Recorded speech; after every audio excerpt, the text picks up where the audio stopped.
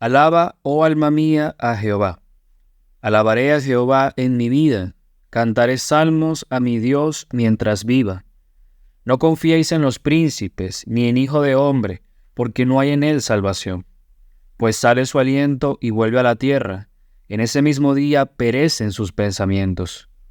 Bienaventurado aquel cuyo ayudador es el Dios de Jacob, cuya esperanza está en Jehová su Dios, el cual hizo los cielos y la tierra, el mar y todo lo que en ellos hay, que guarda verdad para siempre, que hace justicia a los agraviados, que da pan a los hambrientos.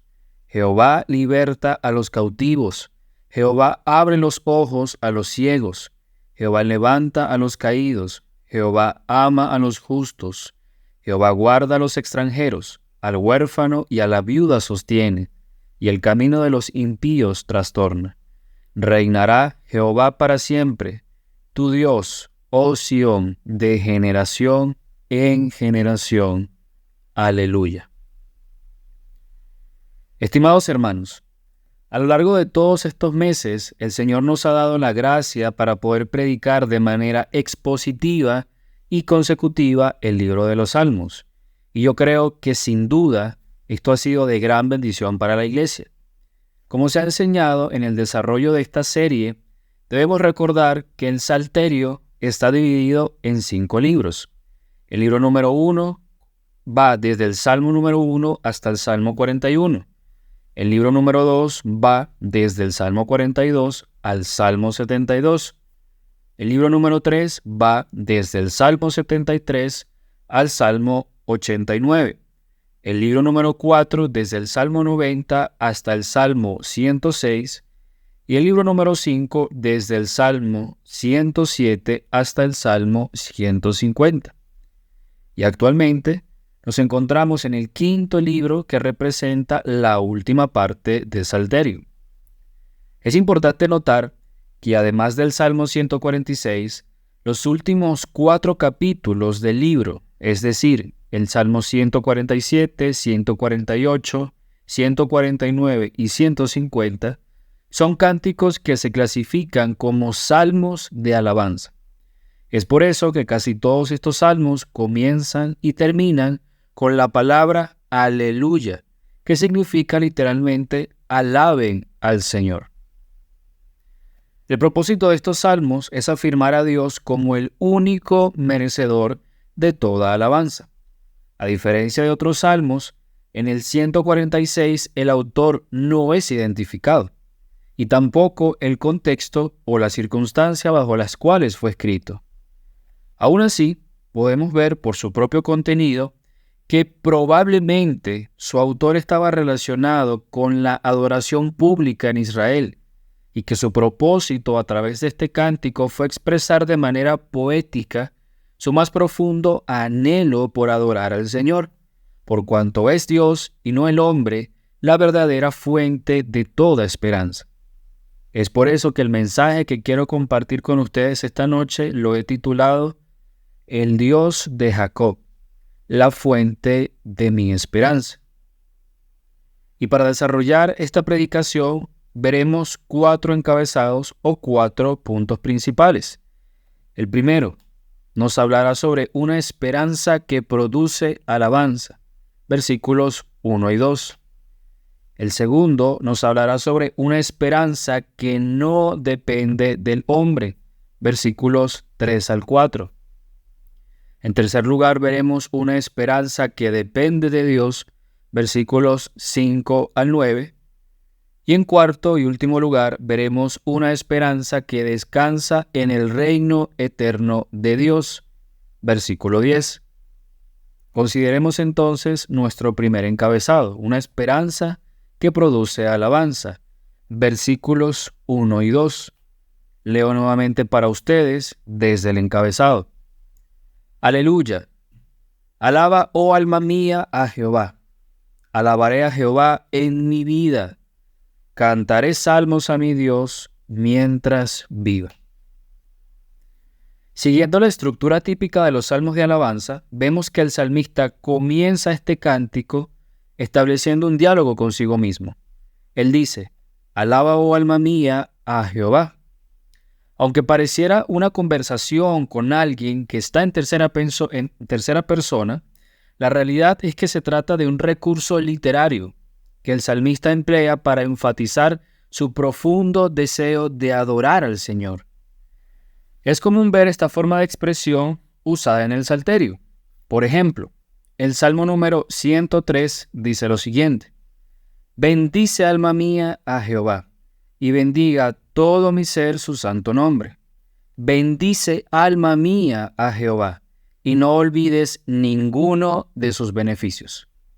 Este diálogo que el salmista desarrolla consigo mismo se da por una fuerte convicción que lo lleva a entregarse por completo en adoración. En esta expresión se involucra todo el ser del salmista: su mente, su voluntad, sus emociones, su cuerpo, su voz, su alma, absolutamente todo. Este diálogo interior muestra la disposición humilde que el salmista tenía para reconocer la suprema autoridad y la dignidad de Dios para ser adorado. Esto implica el hecho de que Dios debe ser adorado porque Él es Dios, y el hombre debe adorarlo porque el hombre es una criatura. En este contexto, es evidente que las convicciones que impulsan al salmista a querer adorar al Señor de esta manera no son ni inestables ni superficiales. Por el contrario, se trata de una profunda motivación que se deriva de un conocimiento claro de quién es Dios y qué es lo que Dios ha hecho. Se trata de una adoración que fluye de una confianza arraigada en el ser de Dios. El salmista está manifestando una reacción subjetiva, o podemos decir personal o individual, ante el conocimiento de una realidad objetiva. ¿Qué quiere decir esto? Que ante la clara y suficiente revelación de Dios, no hay otra cosa que el hombre pueda hacer más que adorarle. Las palabras de este cántico reflejan una negación propia, donde el salmista suprime sus propios deseos e intereses personales y declara que el fin de su vida es adorar a Dios. Esto incluso se hace evidente ante el hecho de que en el Salmo no se hace mención alguna de una petición personal, de una necesidad individual, tal vez de alguna queja o de alguna solicitud por parte del salmista. Lo que se hace evidente de principio a fin es el fervor por adorar al glorioso Dios de Israel. Estas palabras son la prueba de un corazón que arde por la gloria de Dios. Y en este sentido el salmista se estimula a sí mismo para continuar en esta adoración constante.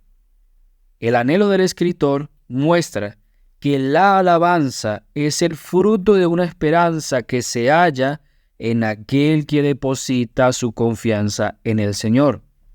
Y quiero repetir esto, hermanos, porque es muy importante. El anhelo del escritor, del salmista, es mostrar que la alabanza es fruto, es el resultado de una esperanza que se halla en aquel que deposita su confianza en el Señor. Teniendo esto en mente, consideremos entonces nuestro segundo encabezado, una esperanza que no depende del hombre, versículos 3 y 4. Leo nuevamente para ustedes. No confiéis en los príncipes ni en hijo de hombre, porque no hay en él salvación, pues sale su aliento y vuelve a la tierra. En ese mismo día perecen sus pensamientos. Hermanos, la estabilidad y seguridad de la esperanza depende de la cosa o la persona sobre la cual se deposite esta confianza. Como criaturas, nosotros tenemos la necesidad natural de depender de otras cosas para poder existir, para poder caminar, para poder respirar, para poder ver, entre otras tantas cosas que necesitamos hacer. Y esto es una muestra ineludible de que somos débiles, de que somos finitos. La única manera en la cual nosotros no necesitaríamos nada es que fuéramos como Dios. Y sabemos que eso es imposible porque solo hay un Dios vivo y verdadero que sostiene todas las cosas por el poder de su palabra. Cuando Pablo se encontraba en Atenas y fue llevado al Areópago y le estaba hablando a los atenienses, él dijo en Hechos capítulo 17, versículo 28, hablando de Dios, porque en Él vivimos y nos movemos y somos. Pablo le estaba queriendo mostrar a su audiencia que solo en Dios nosotros podemos tener la capacidad para existir, porque fuera de Él no hay nada. Los seres humanos fuimos creados con el propósito de que todo nuestro ser confiara y descansara en la providencia de Dios. Pero lamentablemente el pecado dañó la relación que teníamos con el Señor en el jardín del Edén. Y desde ese momento el hombre prefiere confiar en cualquier otra criatura finita y perecedera antes que confiar en el Creador. Hermanos, la esperanza se sostiene en una relación de confianza, donde aquel que confía tiene una expectativa de que podrá alcanzar algún bienestar, algún beneficio o protección de otra persona. Y en este sentido debemos entender que el que confía en otra persona es porque no puede alcanzar por su propia cuenta lo que necesita. Una persona confía en otra porque no puede lograr lo que él desea por su propia cuenta. ¿Cuál es el problema de esta situación? De que el cumplimiento de esas expectativas depende de las condiciones de aquel en quien se confía. Por eso, si la persona en la cual se confía no puede cumplir tales expectativas, entonces pasan a ser expectativas vacías, que no se van a poder cumplir, y con ello toda la esperanza se desmorona. Por esa razón es que el salmista dice en el versículo 3, no confiéis en los príncipes, ni en hijo de hombre, porque no hay en él salvación. Esta parte del Salmo no se dirige a Dios directamente, sino a un grupo de personas que escucharían la proclamación de este cántico. Es posible que se tratara del pueblo reunido en alguna asamblea o algún grupo pequeño de personas reunidas en algún programa educativo. Aquí la enseñanza que el salmista da es muy clara. La salvación de los hombres no proviene de los príncipes o gobernantes humanos, sino que proviene de Dios. Los hombres son completamente débiles, temporales, mortales, falibles y además corruptos por causa del pecado. No importa ni el cargo, ni la posición o el poder político o el poder militar que pueda ostentar una persona, porque al final su propia vida puede terminar en un abrir y cerrar de ojos. La resolución del salmista es que la confianza no puede estar en el hombre. Es importante que notemos que la idea detrás de esta resolución es que se debe tener cuidado con los hombres, especialmente con aquellos príncipes o personas que se encuentran en una posición de autoridad. Y podremos preguntarnos, ¿por qué? Porque la persona que es grande, que es rica, que es poderosa, que tiene la capacidad de hacer o deshacer, tiene una atracción más peligrosa a través del brillo de su propio poder. Aquí el salmista está advirtiendo, está instruyendo a que no se debe buscar refugio ni patrocinio ni confiar en estos hombres, porque lamentablemente existen personas con un entendimiento muy simple que se fascinan mirando la grandeza de los poderosos, mirando la grandeza de aquellos que tienen muchas riquezas, creyendo que estas personas verdaderamente pueden ayudarlos. Pero la realidad es que el salmista dice que no. ¿Por qué? Porque aún el más poderoso de los príncipes es un hijo del hombre, es decir, una criatura finita, limitada, que está sujeta a una temporalidad. El hombre es mortal, es falible, y cualquier esperanza que sea puesta sobre el hombre, tarde o temprano perecerá con el hombre. Cuando una persona muere, con él mueren sus ideas y su propia voluntad. Fíjense que el salmista habla de la exhalación del espíritu para referirse al momento en el que el hombre muere. Este soplo que va y viene representa la inestabilidad de la esperanza del hombre. Por eso, quienes confían en los príncipes, quienes confían en los gobernadores, en los poderosos, dependen de un soplo fugaz. Y yo les pregunto, ¿hay algo más terrible que ese nivel de inestabilidad? ¿Se imaginan que nuestra salvación dependiera de otro hombre o aún peor, de nosotros mismos? Realmente no tendríamos esperanza alguna, porque nuestra propia naturaleza no nos da la capacidad para tener esperanza eterna. Por eso, mis hermanos, la esperanza del creyente no debe ser puesta en el hombre, debe ser puesta solamente en el Señor, porque el hombre no tiene nada estable que ofrecer. Teniendo eso en mente, veamos entonces nuestro tercer encabezado, una esperanza que depende de Dios. Versículos 5 al 9. Leo para ustedes una vez más.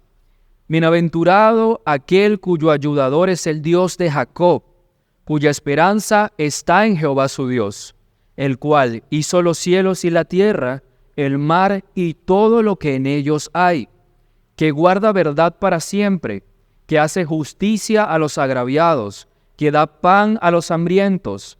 Jehová liberta a los cautivos. Jehová abre los ojos a los ciegos. Jehová levanta a los caídos. Jehová ama a los justos. Jehová guarda a los extranjeros. Al huérfano y a la viuda sostiene, y el camino de los impíos trastorna. A partir de esta sección, el salmista comienza una relación de contraste que muestra la debilidad del hombre frente al poder y la grandeza de Dios. En estos versículos, el autor da una serie de acciones o motivos por los cuales Dios debe ser adorado, y en virtud de tales acciones se pone en evidencia el poder y la autoridad de nuestro Dios. Cuando el salmista hace esto, comienza diciendo que todo aquel que confía en el Señor es bienaventurado. Y bienaventurado significa una persona dichosa o sumamente feliz. Y el contraste que el salmista hace aquí también es muy claro. Aquellos que ponen su confianza en el hombre, sin importar cuán poderoso o cuán importante pueda ser, terminará en el fracaso. Pero aquel que confía en el Señor es bendecido, es bienaventurado, porque Dios es infalible, eterno e inmutable. Y para destacar el poder de Dios, el salmista hace algo muy importante. Lo relaciona directamente con Jacob, porque el salmista dice, el Dios de Jacob. Esta referencia a Jacob evoca la fidelidad de Dios, porque la relaciona con los antepasados de Israel y las promesas que le fueron hechas a los patriarcas de Israel, que son Abraham, Isaac y Jacob. Son promesas que hasta el día de hoy el Señor ha cumplido sin mancha ni vacilación, porque Él es el Dios del pacto. Ese Dios de Jacob es el Dios en el cual confía el salmista. Es la fuente de su esperanza. No existe nadie más en quien se pueda confiar verdaderamente, sino en Dios. Todo aquel que conozca y crea en el único Dios vivo y verdadero puede disfrutar de la fidelidad pactual con la que Dios se relacionó con su pueblo. Comenzó con Abraham, luego con Isaac, después con Jacob y luego con toda su descendencia. Hermanos, nosotros somos el Israel espiritual de Dios. Por medio de la fe, el Dios de Jacob es nuestro Dios. Por otra parte, es necesario precisar que el salmista no está hablando de una esperanza que solo se fortalece cuando Dios hace evidente su poder o sus obras. No. Se trata de una esperanza que permanece firme sin importar las circunstancias, porque es la gracia de Dios la que sostiene esta esperanza. En ese mismo orden, nosotros podemos ver que el salmista comunica que el poder de Dios se revela en la historia. en la propia naturaleza. Dando una respuesta a las débiles acciones humanas, el autor identifica 12 acciones que sobrepasan cualquier capacidad humana. Y vamos a revisarlas de forma continua. El Señor es creador del cielo, tierra, mar y lo que hay en el mar. El Señor guarda su verdad eternamente. El Señor hace justicia a la gente agraviada. El Señor da pan a las personas hambrientas. El Señor liberta a los hombres y mujeres cautivas. El Señor abre los ojos a la gente ciega. El Señor levanta a personas caídas. El Señor ama a hombres y mujeres justas. El Señor guarda y protege a los extranjeros. El Señor sostiene a huérfanos y viudas. El Señor trastorna el camino de los impíos. ¿Qué ser humano es capaz de hacer todas estas cosas de una manera tan perfecta? Ninguno. Solo Dios es capaz de hacerlo. Por eso, estas acciones que menciona el salmista solo son una pequeña muestra de lo que Dios es capaz de hacer frente a todos los esfuerzos inútiles que hagan los hombres, sin importar cuán poderosos puedan llegar a ser. Así que por esto, mis hermanos, y por muchas cosas más, solo Dios es merecedor de toda la alabanza y Él es digno plenamente de nuestra confianza. Conforme a lo que el salmista ha venido diciendo en estos versículos, podemos comprender que esa confianza con la cual él proclama su adoración en los primeros 2 versículos no proviene de la nada, no proviene de una fe ciega. Los hijos de Dios pueden tener esperanza porque conocen a su Señor de una manera íntima, personal y verdadera. Esa es la base de la esperanza del salmista. Esa es la base de la esperanza de todo creyente que busca su ayuda y su refugio en el Señor. Entonces, veamos nuestro último punto, una esperanza que descansa en el reino eterno de Dios. Versículo 10. Dice el versículo de esta manera: Reinará Jehová para siempre, tu Dios, oh Sión, de generación en generación. Aleluya. Sobre este versículo, quiero compartirles las palabras de un comentarista que me parece que expresa con mucha certeza el espíritu de este texto. Dice la cita de esta manera: sea que vivamos o muramos, vamos a estar a salvo bajo la custodia de un rey que reina expresamente para nuestro bien. Si el salmista solo hubiese dicho que Jehová reina para siempre, habríamos estado listos para objetar a la distancia entre nosotros y su grandeza inconcebible. Pero Dios reina eternamente para la gloria de su nombre y la salvación de su pueblo. Cierro la cita.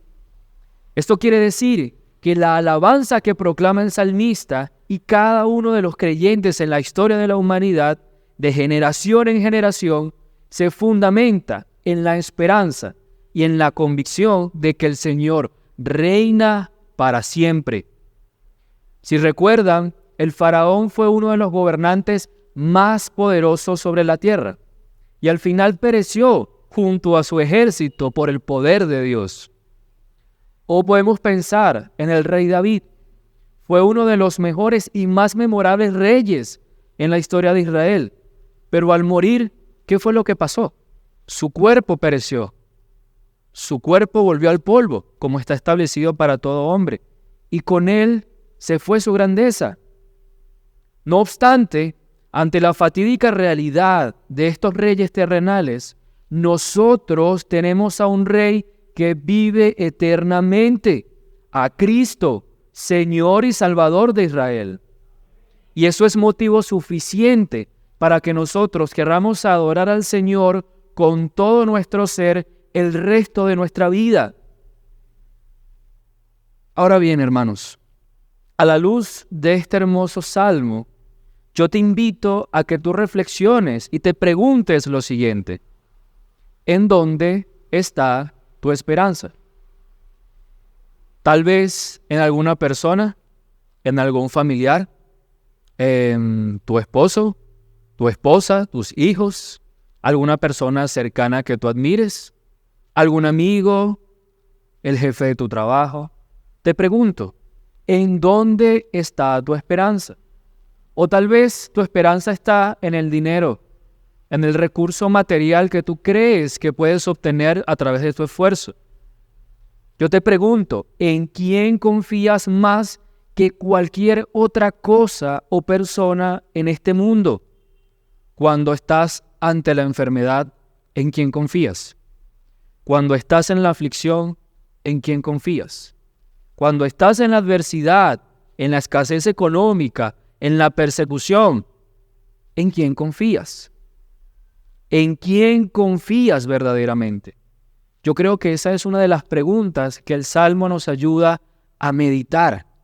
¿Por qué? Porque el salmista, desde el inicio hasta el final, revela una confianza plena en su Señor.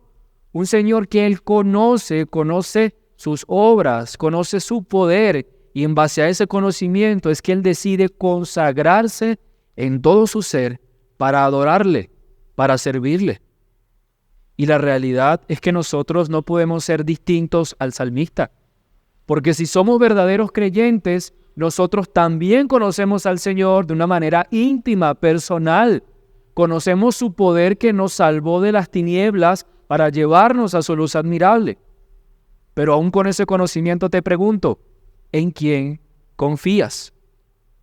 Y mientras reflexionas en estas cosas, te pido que consideres el ejemplo del salmista, que él no solo tenía sus ojos puestos en Dios, sino que él se entregó enteramente. Recuerden la declaración del versículo 1, él dijo que adoraría al Señor con su vida, que mientras él pudiera vivir, él adoraría al Señor.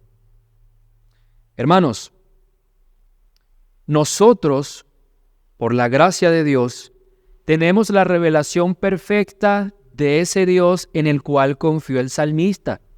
Es nuestro Señor Jesucristo, la revelación más perfecta del Dios Altísimo, porque Cristo es la imagen y la sustancia de ese Dios al cual alababa el salmista. Un Dios que se hizo hombre, un Dios que caminó entre nosotros con justicia y con rectitud, para luego morir en la cruz y así darnos esperanza de vida eterna. Hermanos, la sangre de ese Dios que se encarnó fue derramada en la cruz del Calvario para pagar el precio de nuestro pecado, y su justicia nos fue imputada para hacernos justos delante del Padre. Y al morir, lo maravilloso es que su cuerpo no volvió al polvo como el resto de los humanos, sino que Él fue resucitado en gloria para darnos vida eterna juntamente con Él. Y además, ascendió y está sentado a la diestra del Padre, reinando eternamente para la gloria de su nombre y a nuestro favor. Nosotros conocemos a ese Cristo, nosotros conocemos a ese Dios. Y fíjense las palabras del apóstol Pedro en su primera carta, capítulo 1, versículo 3. Bendito el Dios y Padre de nuestro Señor Jesucristo, que según su grande misericordia nos hizo renacer para una esperanza viva por la resurrección de Jesucristo de los muertos.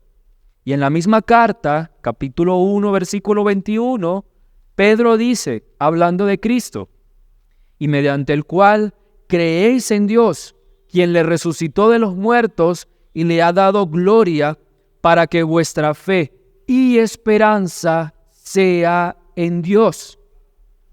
Hermanos, nuestra esperanza está viva y es en Dios, porque nuestro Señor vive y reina para siempre. Esa esperanza se mantiene en nuestro interior palpitante, porque la fe funciona como combustible que hace crecer esa llama en nuestro interior.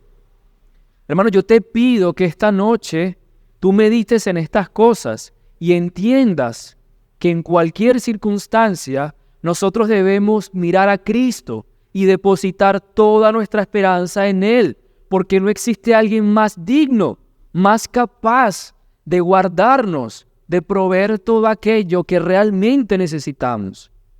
Cristo es tu Salvador, Cristo es tu sustento. Él es el único que te ha guardado desde el momento en que fuiste concebido en el vientre de tu madre y el único que tiene el poder para continuar guardándote hasta la eternidad. Porque nuestra vida en Cristo Jesús no se limita a este plano terrenal. Nosotros estaremos al abrigo del Señor eternamente. Hermano, yo te pido que veas el ejemplo del salmista y que roguemos al Señor que Él nos conceda un corazón que quiera entregarse en adoración a Dios de la manera en que el salmista lo hizo. ¿Por qué? Porque nuestra esperanza es que mientras estemos en esta tierra nosotros podamos adorar como el salmista adoró. Pero el mayor regalo que nosotros vamos a tener es estar con el Señor en la eternidad, adorándole y glorificándole. Para finalizar les pido que mediten y escuchen las hermosas palabras del apóstol Juan en Apocalipsis capítulo 5 versículos 11 al 13. Y leo para ustedes. Y miré, y oí la voz de muchos ángeles alrededor del trono, y de los seres vivientes, y de los ancianos, y su número era millones de millones, que decían a gran voz: el Cordero que fue inmolado es digno de tomar el poder, las riquezas, la sabiduría, la fortaleza, la honra, la gloria y la alabanza. Y todo lo creado que está en el cielo y sobre la tierra y debajo de la tierra y en el mar y a todas las cosas que en ellos hay, oí decir: al que está sentado en el trono y al Cordero, sea la alabanza, la honra, la gloria y el poder por los siglos de los siglos. Esas son las palabras que nosotros proclamaremos por la eternidad con el Señor. Y ahí estará el salmista con nosotros también. Por ahora, nosotros hemos de buscar al Señor en medio de la dificultad, en medio del dolor, aún en medio de los momentos alegres, porque Él es digno de ser alabado en todo tiempo. Ahora, si en este lugar hay alguna persona que está consciente de que su vida no está guardada y no ha sido salvada y santificada en Cristo Jesús, yo quiero darte una advertencia, porque la realidad es que este salmo y la esperanza de este salmo es dada para aquellos que conocen al Señor y se deleitan en el Señor. El salmista proclama su alabanza e invita a sus oyentes a que adoren al Señor, porque son personas que han creído en ese Dios fuerte y poderoso, ese Dios vivo y verdadero que reina por los siglos de los siglos. Pero la realidad es que si tú no has creído en el Señor, no has confesado tu pecado y no has venido a Él en arrepentimiento, no tienes ni la capacidad ni la posibilidad de gozar de este privilegio. La palabra del Señor nos enseña que Dios quiere adoradores que le adoren en espíritu y en verdad. Y si tú no estás en Cristo, tú no puedes adorar al Señor de una manera agradable a Él. Cualquier adoración que tú intentes presentar delante de Dios será hipócrita, será desagradable para el Señor, porque tu corazón no ha sido redimido, no ha sido regenerado por el poder del Espíritu Santo. Tú actualmente sigues siendo enemigo de Dios. Y mientras nuestra esperanza es que nosotros estaremos eternamente adorando al Señor, proclamando la gloria de su nombre, tu realidad es que si no te arrepientes y no confiesas tu pecado y vienes al Señor, tú estarás eternamente lamentándote el día en que escuchaste el Evangelio y no creíste. Estarás eternamente atormentado, lejos de la gloria del Señor. Por eso hoy yo te invito a que vengas al Señor y puedas gozar del privilegio de alabarlo en espíritu y en verdad, un privilegio que solo la iglesia de Cristo puede gozar. Oremos al Señor, mis hermanos. Padre, bendito Dios, queremos darte gracias porque tú nos has salvado, tú nos has rescatado de nuestra propia inmundicia y nos has permitido contemplar tu gloria a través de tu Hijo Jesucristo, quien se entregó por nosotros y vino a morir y resucitó al tercer día para darnos una esperanza viva, una esperanza por la cual hoy podemos estar confiados de que no importa la adversidad, que no importa la circunstancia, nosotros hemos de alabarte y de glorificar tu nombre. Gracias, Señor, por tu fidelidad. Gracias porque tú eres el Dios de Abraham, el Dios de Isaac y el Dios de Jacob, y eres nuestro Dios, porque por tu gracia tú nos has añadido a tu pueblo, y hoy podemos, Señor, estar tranquilos porque sabemos que tú eres un Dios eterno y poderoso. Te doy gracias por esta palabra. Ayuda a mis hermanos a que puedan crecer en ese anhelo por alabarte y servirte, no solo en la iglesia, sino en todos los lugares a donde tú los envíes, y que ellos puedan, Señor, mostrar al mundo lo que significa el gozo del verdadero creyente. Te lo ruego, Señor, y te agradezco por este tiempo en el nombre de Jesús.